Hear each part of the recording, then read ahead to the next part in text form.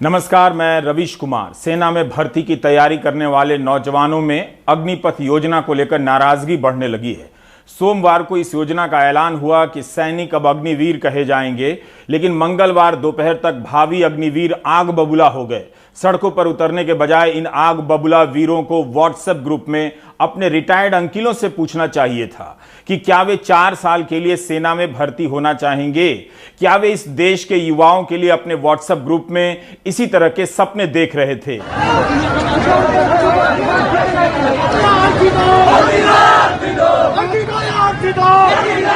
4 साल के लिए भर्ती होगी, फिर जिन लोगों की भर्ती होगी उनमें से 75% जवान 4 साल के बाद सेना से निकाल दिए जाएंगे, 25% ही सेना में रहेंगे। केंद्र सरकार के इस फैसले से नाराज युवाओं ने आज कई जगहों पर प्रदर्शन किया है। बिहार में रेल रोकी गई है, यूपी के मुजफ्फरनगर में भी प्रदर्शन हुए हैं, हरियाणा से लेकर राजस्थान तक में नाराजगी जाहिर की गई है। ऐसा लगता है जैसे सेना में मनरेगा शुरू हुआ है। जैसे मनरेगा में 100 दिनों के काम की गारंटी है, उसी तरह से सेना युवाओं को वीर बनाने के लिए 4 साल की गारंटी दे रही है। पिछले हफ्ते नियम बदलकर सेना से रिटायर हो चुके अफसरों को चीफ ऑफ डिफेंस स्टाफ बनाने का बंदोबस्त किया गया। अब इस हफ्ते नियम आया है कि 4 साल में ही जवानों को बोरिया बिस्तर समेत सेना से रिटायर कर देना है। आशंका है कि निकाले जाने के बाद गांव-गांव में इन अग्निवीरों को निष्कासित वीर कहा जाने लगेगा, यानी ऐसा वीर जिसे सेना ने निकाल दिया है। कमाल की बात है कि कमाल की इस योजना के बारे में पूर्व सेनाध्यक्ष जनरल वीके सिंह नई योजना का बचाव तक नहीं कर पाए। जनरल वीके सिंह, जो कि मोदी सरकार में केंद्रीय मंत्री हैं, कहते हैं कि पहले जमीन पर उतर जाए तब पता चलेगा कि योजना में क्या है क्या नहीं।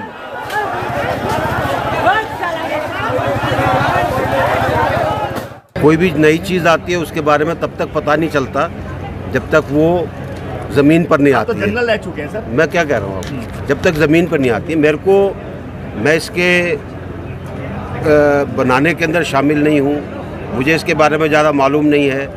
कल योजना अनाउंस हुई है, देखते हैं समय पर क्या होता है, क्या चीज़ नहीं होती। क्या वाकई केंद्रीय मंत्री और जनरल वीके सिंह को इस योजना के बारे में कुछ पता नहीं?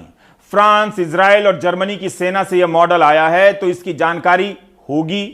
सेना का इतना लंबा अनुभव रहा है, कम से कम 2-3 फायदे बता देते। ऐसा क्यों है कि अग्निपथ नामक इस योजना में युवाओं को अग्नि ही अग्नि नजर आ रही है, पथ का पता नहीं चल पा रहा है?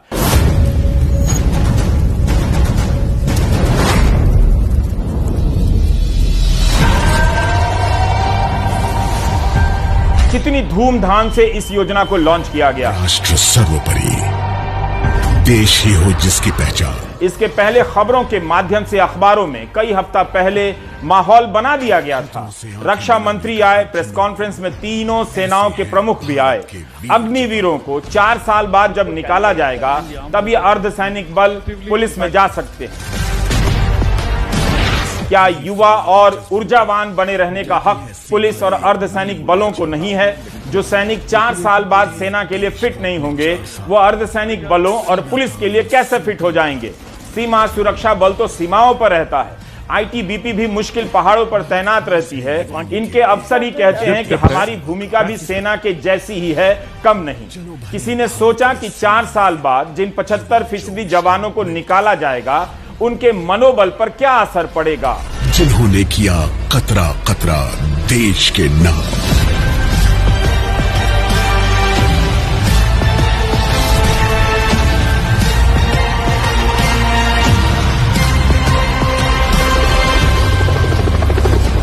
बने भारत के अग्निवीर, अग्निवीर बने। वैसे हम लोगों ने बहुत किसी की नकल करने की कोशिश नहीं की है, और मैं बतला देना चाहता हूं, जो नकल करके अपनी अकल बढ़ाने की कोशिश करते हैं उनकी शक्ल बिगड़ जाती है।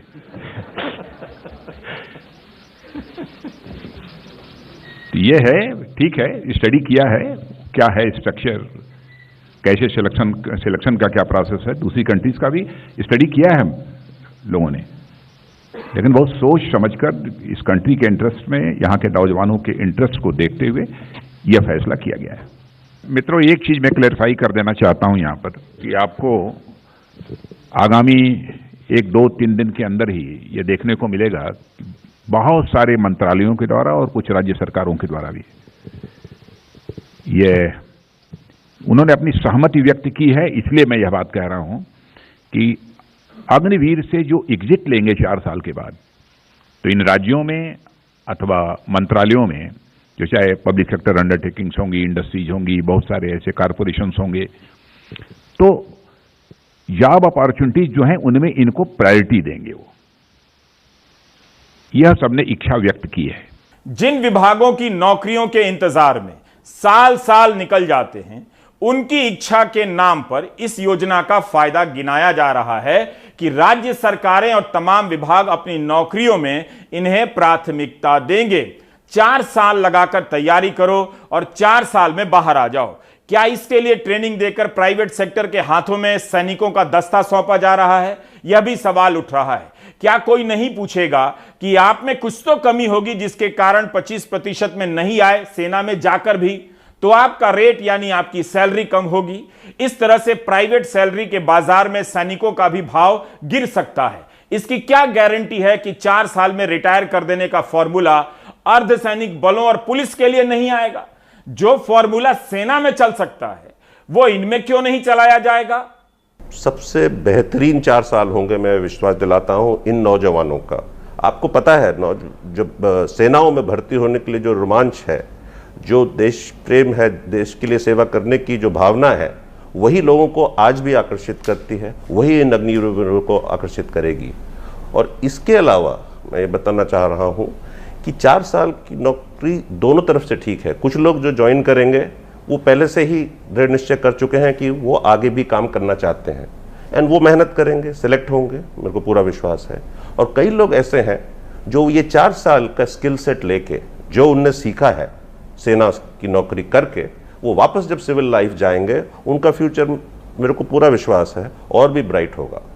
बिकॉज इसके अलावा हमने मिनिस्ट्री ऑफ एजुकेशन से भी डिस्कस किया हुआ है, उनको क्रेडिट्स दिए जाएंगे। नेशनल एजुकेशन पॉलिसी आपको पता है, और उसके साथ थोड़ी और मेहनत के बाद उनको पूरी डिग्री मिल जाएगी। अग्निपथ स्कीम जो कल अनाउंस करी है गवर्नमेंट ऑफ इंडिया ने, ये इस स्कीम में काफी खामियां हैं। इसको सोचना पड़ेगा, समझना पड़ेगा, इसमें काफी प्रॉब्लम्स हैं। देखिए, जो फौज का मेन काम है, आउट फोर्स मेन काम है, वो है defence of the country, defence of nation, territorial integrity. और इसमें जो है हमारे जवान जो हैं, हमारे सोल्जर, सेलर, एयर वॉरियर्स, ही हमारी स्ट्रेंथ है, हमारी ताकत है। हम उन्हीं को अभी चेंज करके, ट्रांसफॉर्मेशन स्कीम है जिसको हमने ट्राई आउट नहीं किया है, जिसको टेस्ट बेडिंग नहीं, कोई पायलट प्रोजेक्ट नहीं हुआ है, उसको इम्प्लीमेंट कर रहे हैं। उस इम्प्लीमेंटेशन में ये 4 साल नौकरी करेंगे, इस तरफ 6 महीने ट्रेनिंग करेंगे और 3.5 साल नौकरी करेंगे। मेरे ख्याल से ये किसी को फायदा नहीं होगा। इसमें आर्म फोर्सेस का जो इथॉस है, वैल्यूज हैं, जो हमारी ट्रेनिंग है, इज्जत है, नाम नमक निशानों से फर्क पड़ेगा, जरूरी बात है। और उसके अलावा इसमें जो रिक्रूट आएंगे, क्योंकि भर्ती प्रोसेस में कोई बदली नहीं हुआ है, सिलेक्शन प्रोसेस में कोई बदली नहीं है, सिलेक्शन क्राइटेरिया में कोई बदली नहीं है, जो आएंगे वो 4 साल के क्यों आएंगे? वो जाएंगे पुलिस में, सीआरपीएफ में, सीएपीएफ में, वो आएंगे, उसके बाद 75% वापस चले जाएंगे, उनको फिर से नौकरी नहीं मिलेगी। तो मेरे ख्याल से ये एक स्कीम है, इसको सोच विचार करना चाहिए। क्या 45-55 साल के अफसरों के होने से किसी देश की सेना नहीं बुढ़ाती है? सेना के अफसरों को भी क्यों ना 4 साल में ही निकाल दिया जाए। अगर युवा होती भारत की आबादी को अधिक से अधिक मौका देने के लिए यह योजना लाई गई है, तो साफ है कि सरकार के पास नौकरी के अवसर पैदा करने की कोई नई योजना नहीं है। अलग अलग देशों की किताबों से मटेरियल चेप कर एक नई किताब बनाई गई है। इसका नाम ऐसे रखा गया है जैसे अमिताभ बच्चन की फिल्म अग्निपथ रिलीज होने वाली है। आईएएस, आईपीएस, सांसद, विधायक, राज्यपाल और राष्ट्रपति को भी 4 साल में रिटायर कर देना चाहिए। इन पदों पर भी 21 साल के बाद किसी की नियुक्ति नहीं हो। इस तरह से भारत 4 साल में भूतपूर्व हो जाने वालों का अभूतपूर्व राष्ट्र बन जाएगा। इस योजना का नाम अग्निपथ नहीं, इसका नाम होना चाहिए भरी जवानी में भूतपूर्व बनाने की अभूतपूर्व योजना।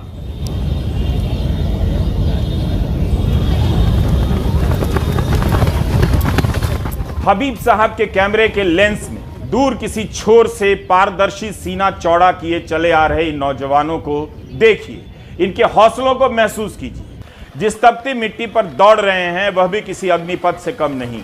सेना में भर्ती होने के बाद भी ये 4 साल तक अग्निपथ पर दौड़ते रहेंगे कि कहीं निकाल ना दिए जाएं।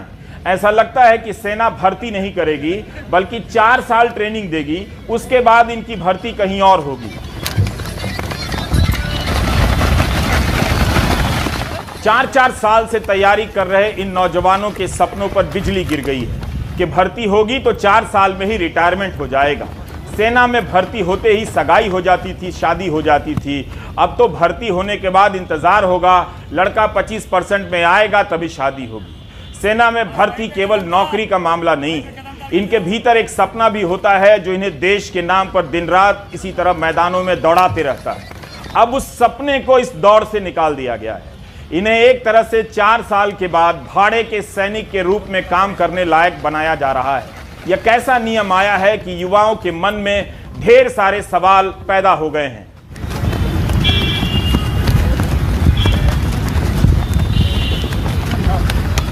चार साल मतलब कि जो एज है अभी, हम रनिंग या तो रनिंग करके आर्मी बने या तो 4 साल में कोई स्टडी करके कोई और अदर जॉब में जा सकते हैं।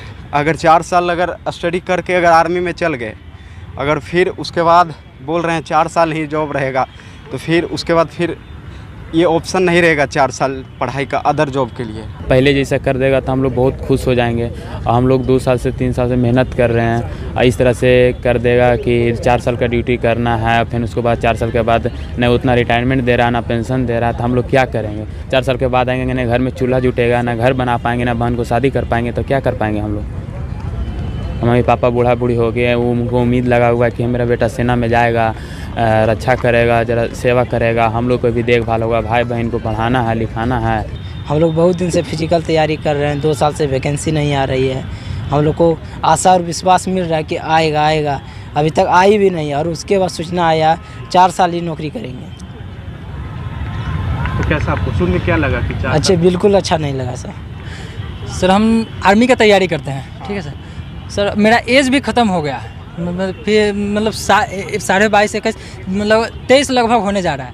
अभी तक इंतज़ार में है कि आर्मी का वैकेंसी आएगा, आ नहीं रहा है। हम लोग का एज ख़त्म हो रहा है, फिर इधर पढ़ाई भी डिस्टर्ब हो रहा है, बहुत दिन से फिजिकल में लगे हुए हैं। अग्निपथ का ये जो घोषणा हुआ है 4 साल, इस पर भी बहुत गुस्सा आता है सर, क्योंकि इतना दिन से हम लोग जॉब मतलब ये ट्रेनिंग किए जा रहे हैं, जो आर्मी बनेंगे, देश का सेवा करेंगे, ठीक है। इतना जोश और जुनून मतलब सबके दिलों में भरा हुआ है, जो देश का सेवा करने का मौका मिलेगा, आर्मी बनेंगे। लेकिन कब बनेंगे क्या? और ये जो 4 साल का है, 4 साल के लिए ही बनेंगे, और 4 साल के बाद क्या करेंगे? इसका कोई जवाब है सरकार के पास? मतलब सरकार ये जो मतलब ये योजना जो लाया है 4 साल वाली, ये मतलब क्या मतलब युवा को क्या समझ रहे हैं सरकार? हम लोग इतना दिन से मेहनत किए जा रहे हैं, और 4 साल के लिए हम लोग मतलब आर्मी बनेंगे, जॉब करेंगे, 4 साल के बाद हम लोग का क्या होगा? सरकार को ऐसा फैसला नहीं लेना चाहिए, सोच समझ के लेना चाहिए था। हम लोग 3 साल एनसीसी में लगाएंगे और 4 साल का जॉब करेंगे। 1 साल इधर भी बर्बाद, 1 साल रनिंग में बर्बाद, 5 साल हम इधर मेहनत करेंगे और 4 साल का जॉब करेंगे। फिर घर वाले को जो उम्मीद है वो कहाँ से हम कर पाएंगे? और बहुत गलत फैसला लिया गया है। क्या यह नियम इसलिए लाया गया है कि लाखों की संख्या में युवा सेना की भर्ती की तैयारी छोड़ दें और दूसरी नौकरियों का रास्ता देखें? दूसरी नौकरी वाले नौजवान नाराज ना हो जाएं, या अग्निपथ योजना की नाराजगी उन तक ना पहुंच जाए? क्या इसीलिए जिस दिन अग्निपथ की घोषणा हुई उसी दिन पहले यह बयान आया कि 1.5 साल में 10 लाख भर्तियां होंगी? क्या ये दोनों बयान युवाओं को अलग अलग करने के लिए दिए गए थे कि तैयारियों के हिसाब से वो बढ़ जाएं और नाराजगी व्यापक ना हो? समझिएगा, कोरोना के कारण सेना में भर्तियां बंद थीं, जबकि चुनावी रैलियां हो रही थीं, कई चुनाव हुए, लाखों नौजवानों के सपने टूट गए क्योंकि उनकी उम्र सीमा समाप्त हो गई। यूपी चुनाव में युवा 5 मिनट के लिए नाराज हुए तो केंद्रीय मंत्री संजीव बलियान ने रक्षा मंत्री को पत्र लिख दिया। छात्र अभी तक कह रहे हैं कि सरकार ने उम्र के बारे में कुछ नहीं किया। अब क्या होगा? अब तो अधिकतम उम्र ही 21 साल तक कर दी गई है। ऊपर नीचे हो रहे इन कदमों में भारत के गांव बसते हैं, जहां के गरीब नौजवान अपने शरीर पर ही सारा अभ्यास करते हैं ताकि एक अदद नौकरी मिल जाए। अच्छी शिक्षा से वंचित इन नौजवानों के पास अच्छी नौकरी के विकल्प के रूप में सेना और पुलिस की ही नौकरी बची रहती है। उसके लिए बचा रहता है एक शरीर जिसे दिन रात धूप में तपाकर ये सैनिक बनते हैं, सिपाही बनते हैं, उसका सपना देख।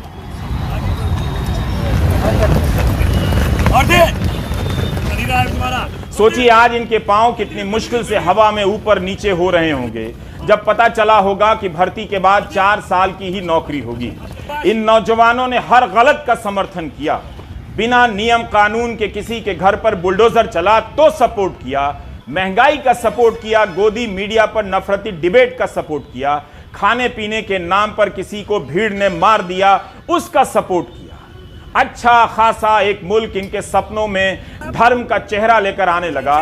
देश को धर्म के आधार पर देखते देखते इनके पांवों में ऐसे नियम बांध दिए गए जिनका धर्म से कोई लेना देना नहीं, जिनका फ्रांस, इजराइल, जर्मनी से लेना देना है। 4 साल की नौकरी के इस नियम का ऐलान तभी हो सकता है जब यह पक्का हो जाए कि भारत के युवाओं के सोचने समझने की शक्ति हमेशा के लिए समाप्त की जा चुकी है।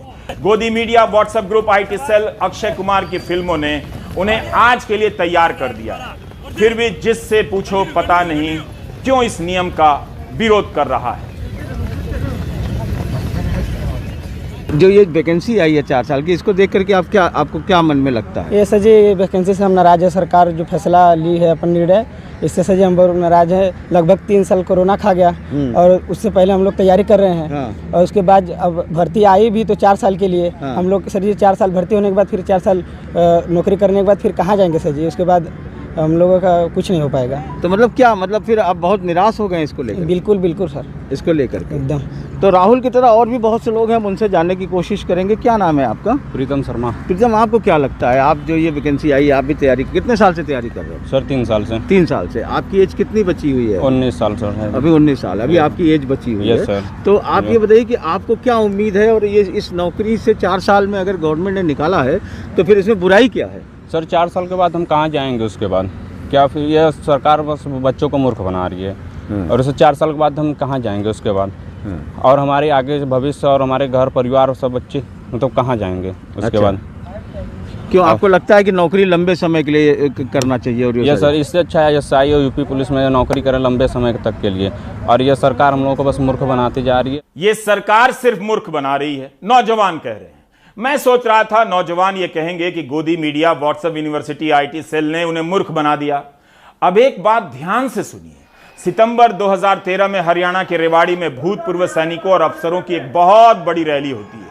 इसी रैली में गुजरात के मुख्यमंत्री नरेंद्र मोदी बुलाए जाते हैं और 1 रैंक 1 पेंशन की मांग का समर्थन करते हैं। इसी रैली में नरेंद्र मोदी अपने बचपन का एक सपना बताते हैं कि वे सैनिक स्कूल में पढ़ना चाहते थे, सेना में भर्ती होना चाहते थे। भूतपूर्व सैनिकों में मोदी को लेकर जोश आ जाता है, सरकार बनती है, 1 रैंक 1 पेंशन का पता तक नहीं चलता। अब वही भूतपूर्व सैनिक यानी अफसर आंदोलन करते हैं, जंतर मंतर पर बैठते हैं कई दिनों तक, वहां उनकी वर्दी और मेडल फाड़ दिए जाते हैं। कई हफ्तों तक धरना चला, गोदी मीडिया ने कवर करना छोड़ दिया, बल्कि जितना भी कवर किया भूतपूर्व अफसरों के धरने पर हमला ही किया। उनकी मांग को जिद बताया, बेतुकी जिद। उधर सरकार के लिए वकालत करने वाले भूतपूर्व सैनिकों और अफसरों की कोई कमी नहीं थी। न्यूज चैनलों के एंकरों ने उन्हें डिबेट में बुलाया, सरकार से सवाल करने वालों को देशभक्ति और सेना के नाम पर ललकारा, गद्दार ठहराया। बहस में एक भूतपूर्व सैनिक अफसर की मौजूदगी अनिवार्य हो गई, जो जेएनयू के छात्रों से लेकर अरुंधति रॉय और अन्य लोगों को गद्दार बताते देशभक्ति का पाठ पढ़ाने के लिए जगह जगह तिरंगा लहराने की नसीहत देने लगे। फ्लैशबैक में याद कीजिए, याद आएगा कैसे भूतपूर्व जनरलों, मेजरों की आड़ में न्यूज चैनलों ने अपनी पत्रकारिता जूतों से रौंद डाली।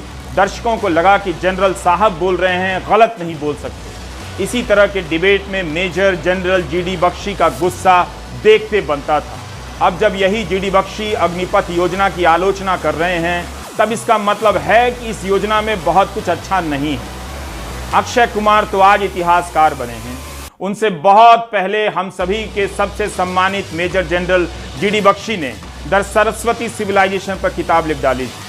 यही नहीं, सेना से होने और देशभक्ति के नाम पर बीजेपी के करीब सरकते जाने वाले कैप्टन अमरिंदर सिंह भी इस योजना का विरोध कर रहे हैं। लेकिन आपको अग्निपथ योजना पर शक करने से पहले रेवाड़ी का यह भाषण सुन लेना चाहिए, ताकि याद रहे कि प्रधानमंत्री सेना को कितना प्यार करते हैं, जिससे भी प्यार करते हैं, किसी से भी ज्यादा प्यार करते हैं।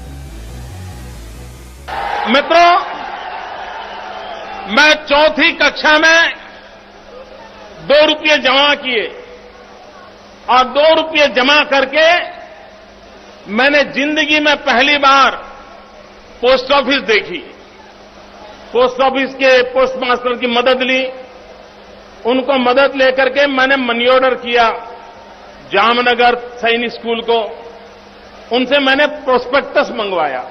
उस समय वो 2 रुपये में मिलता था। मन में ऐसा लगता था उस उम्र में कि देश की सेवा करना मतलब सेना में जाना। ये मेरे मन में घुस गया था। किसी के सुना नहीं था, ऐसे ही विचार आते थे। प्रोस्पेक्टस आ गया, मैंने एक दूसरे टीचर की मदद की, भर करके भेज दिया। अब उसके एग्जाम के लिए मुझे जाना था, टिकट के पैसे चाहिए। पिताजी से मैंने कहा कि मुझे ऐसे स्कूल में जाना है, उसका एंट्रेंस एग्जाम है, मुझे टिकट के लिए कुछ खर्चा चाहिए। पिताजी ने कहा, बेटा ये अपने बस का बात नहीं है, हम ये सब नहीं कर सकते, पढ़ लेना। मेरा वो सपना टूट गया, मैं नहीं जा पाया। मन में वो कसक बनी रही कि मैं सेना में जाने के इरादे से सैनिक स्कूल में जाना चाहता था, नहीं जा पाया। प्रधानमंत्री सैनिक नहीं बन सके, सैनिक स्कूल नहीं जा सके। इसके लिए प्रधानमंत्री बनने के बाद उन्होंने एक सपना देखा, विजन, और उस सपने को 2021-22 के बजट में साकार कर दिया कि राज्य सरकारें, एनजीओ, प्राइवेट स्कूलों की मदद से 100 सैनिक स्कूल बनाए जाएंगे। उनका निजीकरण हो गया। पीआईबी की रिलीज है कि इस साल 26 मार्च को सरकार ने 21 नए सैनिक स्कूल बनाने की मंजूरी दे दी है। फिर से कहता हूं, इस दौर को कहानी की तरह देखिए। 2014 के बाद सेना राजनीति की सहायक नदी बनकर आती है, मुख्य धारा बन जाती है और अब फिर से सहायक होती हुई किनारे जाती नजर आ रही है।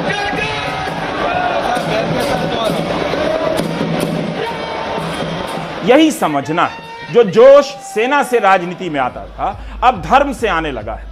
पहले सेना के नाम पर कई गलत चीजों को सही बताया गया, अब इसकी जगह धर्म की रक्षा ने ले ली है। धर्म के नशे में डूबा समाज किसी अत्याचार को गलत नहीं मानता। अब वह राजनीति के जरिए एक धर्म राष्ट्र का सपना देखने लगा है। उसके लिए गांव-गांव में धर्म की राजनीति करने वालों की सेनाएं बना दी गई हैं। तभी मैंने कहा कि ये युवा एक नीति से नाराज हो सकते हैं, राजनीति से नहीं, क्योंकि धर्म से नाराज नहीं हो सकते। सेना से आप 4 साल में निकाल दिए जाएंगे, धर्म से तो मरने के बाद भी नहीं निकाले जा सकते। Do you get my point? YouTube में प्राइम टाइम को और 2-3 बार देख लीजिए। हालांकि वहां भी कई लोग शिकायत करते हैं रोका टोकी होने लगी है। 14 जून के जिस कार्यक्रम पर अंकुश लगाया गया, उसी तरह के वीडियो पर हमारे ही चैनल की दूसरी रिपोर्ट पर वैसा अंकुश नहीं था। अग्निपथ योजना में साफ साफ लिखा है 4 साल बाद एक मुश्त सेवा निधि दी जाएगी, जिस पर कोई टैक्स नहीं लगेगा, लेकिन ग्रेच्युटी और पेंशन संबंधी लाभों का कोई अधिकार नहीं होगा। पेंशन नहीं, ग्रेच्युटी नहीं। क्या 1 रैंक 1 पेंशन के झंझट से छुटकारा पाने का यह रास्ता निकाला गया है? याद कीजिए, 1 रैंक 1 पेंशन के सहारे राजनीति का सेना में प्रवेश होता है और अब सेना से ही पेंशन को बाहर किया जा रहा है। अब तो नौकरी ही 4 साल की होगी तो पेंशन कहां से मिलेगी? इस योजना की प्रचार सामग्री देखकर लगता है कि फिल्म तीसरी कसम की नाटक कंपनी के टिकट का पोस्टर लगा है। लिखा है कि प्रथम वर्ष का आकर्षक पैकेज 4.76 लाख, चौथे साल में लगभग 6,92,000 तक की बढ़ोतरी, जोखिम और कठिनाई के भत्ते मिलेंगे। 4 साल बाद करीब 12 लाख की सेवा निधि दी जाएगी, जिस पर टैक्स नहीं लगेगा। इस सेवा निधि में अग्निवीर को अपनी मासिक सैलरी का 30% देना होगा, सरकार भी इतना ही देगी। 4 साल की सेवा के दौरान अग्निवीरों को 48 लाख का जीवन बीमा मिलेगा, उसके बाद नहीं। भारत एक गरीब देश है, लेकिन हेडलाइन में सुपर पावर और अमीर देश है, जबकि 25,000 रुपए महीने का कमाने वाला भारत में टॉप 10 में आ जाता है। हो सकता है कि इस नए पैकेज के लिए मजबूर युवा दिन रात गर्मी बरसात में दौड़ना शुरू कर दें और अग्निपथ योजना सफल घोषित हो जाएगी। एक और चीज दिखाई दे रही है, युवाओं में सेना की तैयारी करने वाला अलग वर्ग होता है। हो सकता है यह वर्ग कुछ समय के लिए नाराज हो, लेकिन यह नाराजगी सारे युवाओं में ना फैले। इसके लिए इस पैकेज में उनके लिए भी सपने हैं, जैसे कहा जा रहा है कि ITI और पॉलिटेक्निक से भी अग्निवीर बनाए जाएंगे, ताकि कुछ लोगों को लगे कि सपना टूट गया है तो बहुत लोगों को लगे कि नया सपना हाथ लगा है। यही पॉलिटिक्स है, यही नहीं समझना है। मैं नहीं कहना चाहता कि सेना की तैयारी करने वालों से तैयारी पर उनका दावा छीन लिया जा रहा है, लेकिन सैनिकों का नया नाम दिलचस्प है। शूरवीर नहीं, क्रांतिवीर नहीं और महावीर तो बिल्कुल नहीं, अग्निवीर रखा गया है। जवानों के सीने में अग्नि की ज्वाला ज्यादा देर तक धधकती रहे ठीक नहीं, इसलिए उन्हें 4 साल में निकाल दिया जाएगा, ताकि उसके बाद YouTube पर जितेंद्र और हेमा मालिनी की फिल्म ज्योति बने ज्वाला देखते रहें। मामला हाई फाई लगे, इसलिए औसत उम्र टाइप की बातें हो रही हैं कि सेना के जवानों की औसत उम्र 33 साल है, अब 26 साल हो जाएगी। 33 साल का जवान क्या इतना सुस्त और बेकार होता है? इसी औसत उम्र से तो भारत का जवान दुश्मनों के छक्के छुड़ाता रहा है, टाइगर्स हिल्स पर तिरंगा फहरा देता है। कब से 33 साल की उम्र सेना के लिए बेकार हो गई और किस आधार पर? इस साल 46,000 अग्निवीर की भर्ती होगी। प्रधानमंत्री मोदी से ज्यादा एक जवान का दर्द जवान भी नहीं समझ सकते। अब जवानों को 4 साल से ज्यादा सेवा का दर्द नहीं है, तभी तो इतनी सुंदर योजना बनी। यकीन ना हो तो सितंबर 2013 की रेवाड़ी की रैली में दिया उनका भाषण आप सभी सुने। 1962 की लड़ाई हुई। 1962 की लड़ाई देश को झकझोर करने वाली थी। आजाद हिंदुस्तान के हर व्यक्ति के लिए तब तो मैं 6वीं 7वीं कक्षा में पढ़ता था। मेरे गांव से महसाना स्टेशन दूरी पर था, लेकिन पता चला कि युद्ध भूमि में जाने वाले सैनिक इस रेलवे से जा रहे हैं, यहां से गुजर रहे हैं।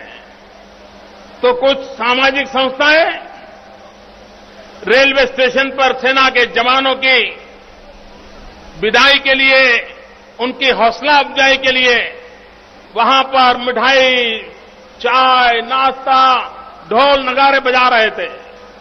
ये हमने अखबार में पढ़ा तो हम भी पिताजी को कहे बिना महसाना चले गए। और उस युद्ध के दिनों में छोटी उम्र में मैं सेना के जवानों को उनको चाय देना, नाश्ता देना, उनके पैर छूना, कई दिनों तक वो क्रम चला था। मेरा बचपन से ये लगाव रहा था, लेकिन खुद को इसका लाभ नहीं मिला। जो लाभ खुद प्रधानमंत्री को उनके बचपन में नहीं मिला, शायद वही लाभ वो आप युवाओं को आपकी जवानी में देना चाहते। So go on and bite the bullet. प्रधानमंत्री मोदी ने छोटी सी उम्र में जवानों को चाय देना, नाश्ता देना, पैर छूने का काम किया है, वो भी कई दिनों तक, जैसा कि उन्होंने बताया। और यह भाषण इसलिए सुनाया ताकि नौजवान प्रेरित हो सके। जरूरी नहीं कि अमर चित्र कथा के नायकों से ही आप दिन भर प्रेरणा ग्रहण करें, अक्षय कुमार से भी प्रेरणा ग्रहण कर सकते हैं और आज की राजनीति के महान नायकों से भी प्रेरणा लेनी ही चाहिए। इसके बाद भी अगर नौजवान अग्निवीर योजना से नाराज हैं तो यह सरासर सरकार की नहीं, गोदी मीडिया की विफलता है।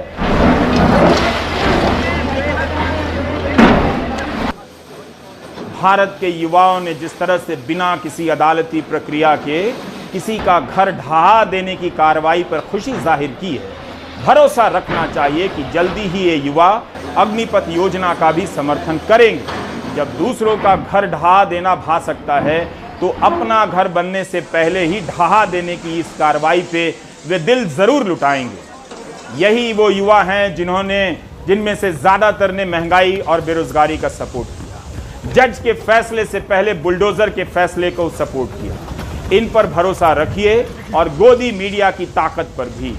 युवा चाहें तो मेरी यह बात लिखकर ऊपर वाली जेब में रख लें, वे अग्निपथ पर लथपथ होकर दौड़ते रहेंगे, क्योंकि यह महान दृश्य है। चल रहा मनुष्य है, अश्रु श्वेत रक्त से लथपथ, कीप इट अप। असल में आज के दौर में ऐसा हो ही गया है कि हर चीज में हर चीज दिखाई देती है। कोई चीज ऐसी नहीं जिसमें वो चीज दिखाई नहीं देती, जिसने हर चीज को रौंद दिया और जिसका स्वागत सबने किया। इस योजना से भारतीय सेना की क्षमता पर क्या असर पड़ेगा, इसके लिए आप अंग्रेजी बोलने वाले संपादकों के YouTube वीडियो को जरूर सुनें। अंग्रेजी में उनकी बात समझ ना आए तो केवल 2 शब्द पर कान टिका कर रखें। अगर उनके वीडियो में बार बार रिफॉर्म और जियोपॉलिटिकल आता है तो समझिए कि योजना शानदार है। जियो का मतलब रिलायंस जियो और उसकी पॉलिटिक्स नहीं, जियोपॉलिटिक्स अलग चीज होती है। आप ब्रेक ले लीजिए।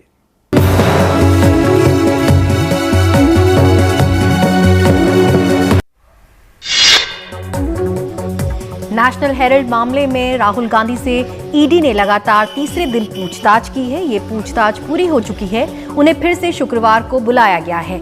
इससे पहले आज फिर कांग्रेस कार्यकर्ताओं ने प्रदर्शन किया। एआईसीसी दफ्तर के बाहर प्रदर्शन के दौरान पुलिस से हल्की झड़प भी हुई। कई नेताओं और कार्यकर्ताओं को हिरासत में लिया गया है। कार्यकर्ता राहुल के साथ ईडी दफ्तर जाना चाहते थे, लेकिन इजाजत नहीं मिलने पर उन्होंने प्रदर्शन किया। यही नहीं, पुलिस आज कांग्रेस के मुख्यालय में भी घुस गई। कांग्रेस ने आरोप लगाया कि पुलिस ने घुसकर उसके कार्यकर्ताओं की पिटाई की है।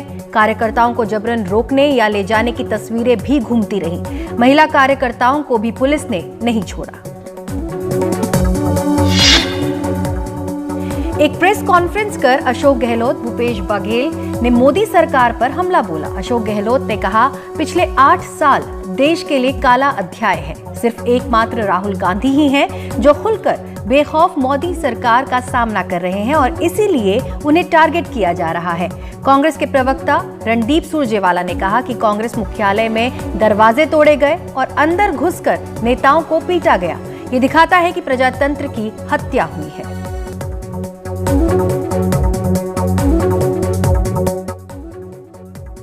आप देख रहे थे प्राइम टाइम। नमस्कार।